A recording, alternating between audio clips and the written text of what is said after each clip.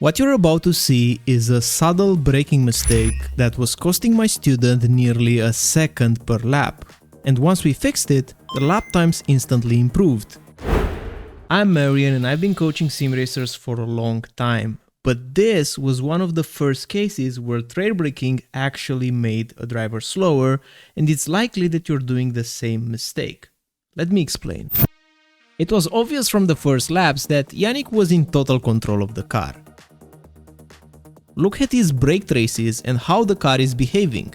Notice how precise his trail braking is and how much he emphasizes it everywhere. He's maintaining the brakes engaged, and as a result, the car rotates. This is trail braking in action, but it's wrong. Let's focus on the sound of the tires now. Pay attention to any interruptions in sound or places where the car is silent.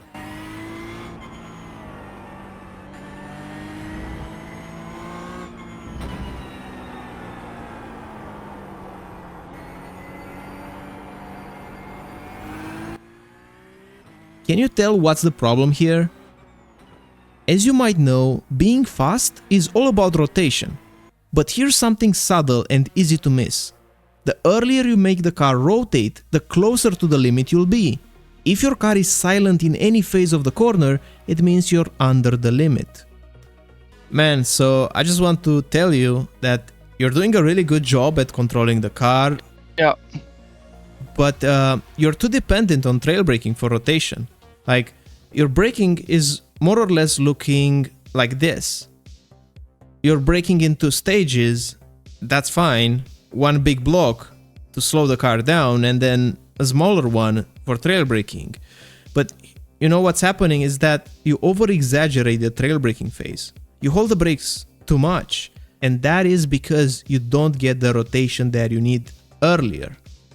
Like, if you can make the car rotate a tiny bit more from the entry, you'll gain a lot of lap time. So the plan is like this.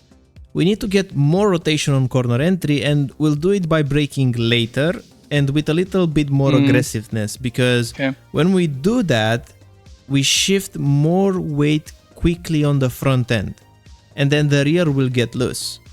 Basically what we want is to make the rear dance and to give a bigger shock on the car so that by the time you get to the mid-corner phase, you've already rotated more from the initial braking, and then you won't be needed to trail brake as much, okay?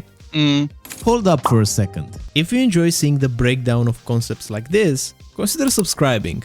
It means a lot to me and I appreciate it. So here's what we should be expecting. If we draw your speed graph, right now it's like this. And with the changes, we expect to maybe lose a tiny bit on entry because we'll be braking harder. In all honesty, I think we will be having the same speed on entry. We're braking harder, but we're also braking a bit later, so we won't be losing on corner entry too much, ideally. But let's say we're gonna lose a tiny bit. That's fine. But because you're gonna be trail braking less, you'll get that time back mid-corner. And since the car is already rotated earlier on your way out of the corner, you can also be a little early on the throttle. So we'll be gaining on exit too. Basically, let's say we're gonna have a minus on corner entry and two pluses mid and exit. So minus plus and another plus, we're gonna be gaining lap time here. So let's start like this, man. Okay. Let's stay in turn one, and I want you to just focus on the sound. Okay. We want to make sure that we can hear the tires more throughout the duration of all corner phases. So if the car is silent, we're just driving under the limit. So I want you to brake later and harder, and then being a little bit earlier back on gas.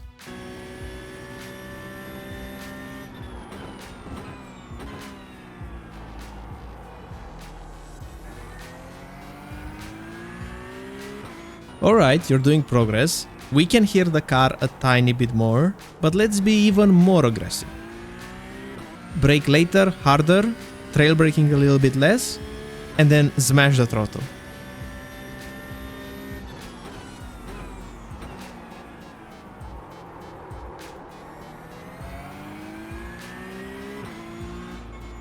Okay.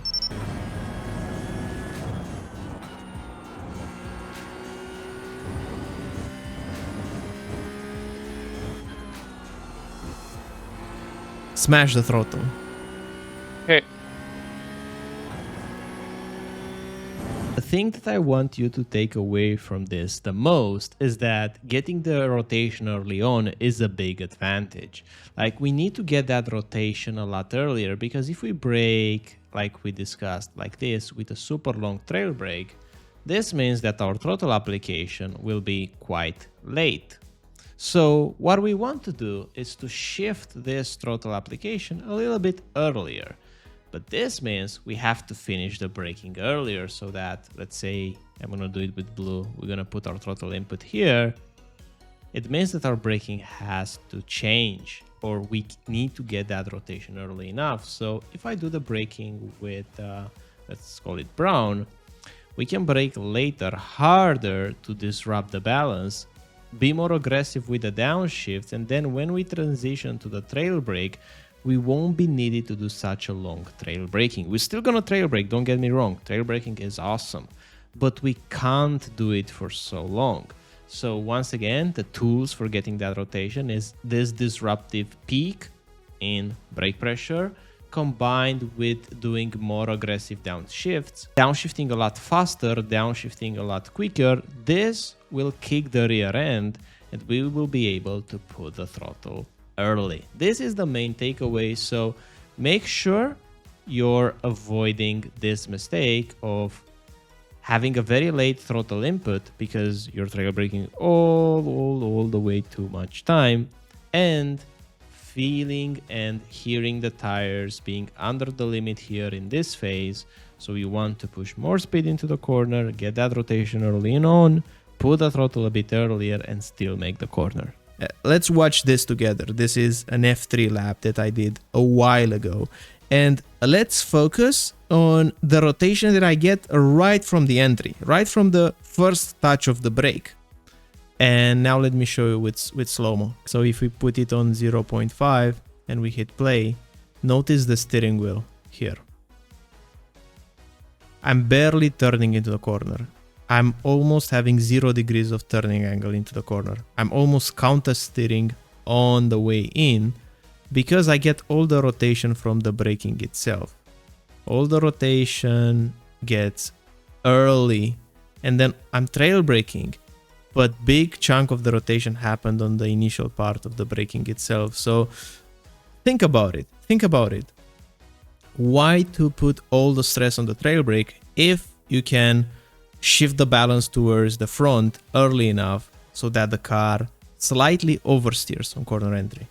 Isn't this faster? If you think this was useful, let me know in the comments. I read each and every one of them. Once again, thanks for watching, thanks for supporting the channel, thanks for liking videos, subscribing. It helps a lot with the algorithm, and I'm amazed on how many of you are doing this, and I'm looking forward to see you in the next one. Bye bye.